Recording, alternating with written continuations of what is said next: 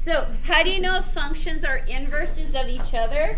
You take the composite. Now, is one preferred over the other? No, you can go g of f or f of x. It doesn't matter. But if you plug one and you substitute it into the other function, what you should get, does anyone know? What do you think we should get? I've been saying it, but I don't know if you... What do you think my answer should be if I take the composite of an inverse functions? Huh? You're thinking more adding and subtracting. Very good. You get x. Because look, in everything, what are you solving? When you guys are solving, you're letting y equal x, right? That's algebraically. When you're graphing, oh, I'm recording. Whatever. When we're graphing on Desmos, I always tell you guys to graph that y equal x diagonal line.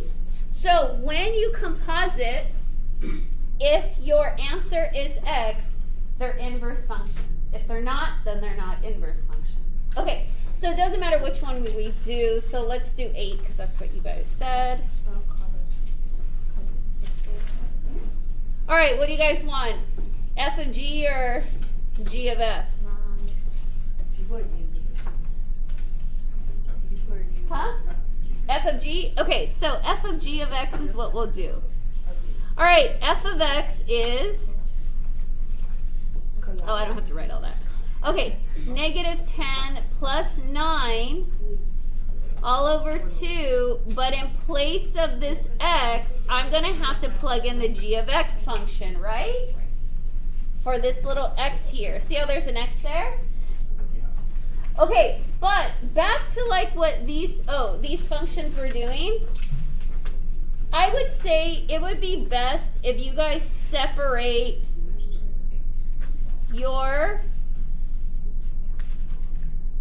denominators so that you can have it side by side and you can distribute, okay? And by the way, this is going to be a 5, right? But you can leave it or not. Okay, so g of x is negative 1 minus 1/2 x. So that's why on this worksheet, see how this one's not separated between the two terms? This one is. You can kind of decide, typically if you're putting in a rational function into the numerator, you don't want a fraction in the numerator and then within a fraction. Normally it's best to then separate the denominator so that they're side by side, numerator, denominator, and that way you can distribute, okay? Okay, so what do I get?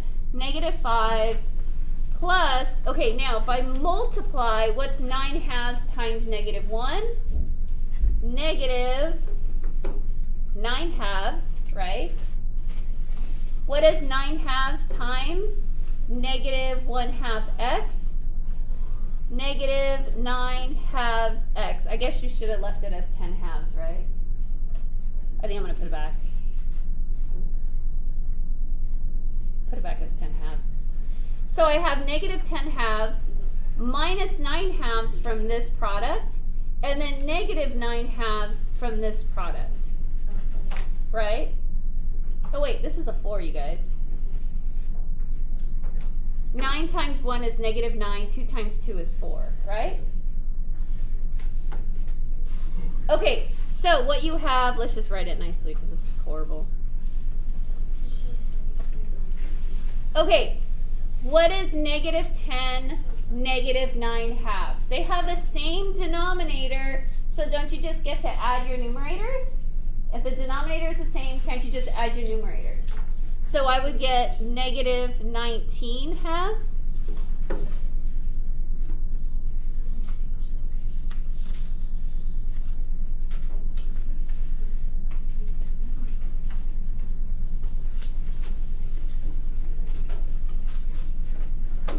Okay, did we get x? You guys, we can't do anything else, right? Did we get x? Yes or no? No, we didn't. Okay, so are they composites of each other? No, they're not. And after, I'll type it into Desmos to show you.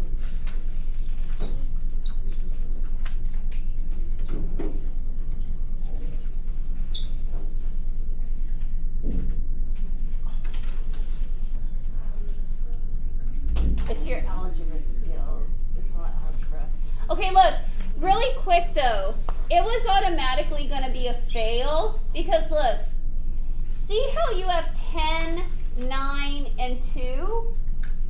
Is 9, okay, 9 divided by 2, isn't that like 4 halves? Or if you're 2 9ths, right? Isn't that 10 divided by 2 is 5? See how these numbers were 1 and -2? There was no possibility for you to rearrange this to get a 1 and a 1/2. Now, if you had 4s here and 2s here, you could have pulled it off. But if you understand the way numbers work, like look here. See how you have 5/3, 5/3, and see how you have a 3/5? Well, if you guys are looking at the reciprocal property, meaning you reciprocal, you flip. What's the reciprocal of 3 halves? I'm sorry, yeah, 5/3, and you have negatives here. This one has a really, really good chance of being the inverse. If you look here, does this one have a good chance of being the inverse here?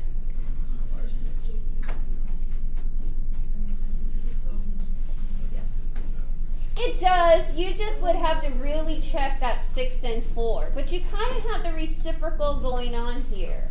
So for number 5, this one kind of looks like a fail, right? You have 9/3. Okay, if I was to multiply them, I get 27. If I was to divide, I get 3. You guys have to kind of think of your numbers that there's no relation between 10 and 9 and 2 and coming up with a 1 and 1/2. So if you just look at your numbers, sometimes you can tell whether it's just an automatic fail. Is it time? Oh, okay. So it's a fail. It's a no. Okay. This one's probably a yes. This one's probably a yes. I would say that one's a no. So it might be no, yes, yes, no. I mean, you could type it into Desmos and you could even see graphically, and then, but still, you got to do the algebra. You have to know how to find it.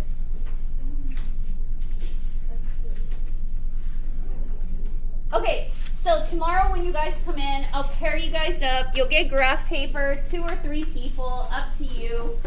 I'll give you guys a graph paper, same thing. I'll put 2 functions, 1 function up. I'll tell you to find the inverse algebraically, and then after go to Desmos, type it in, graph it, right? You still have your old one so you can reference it.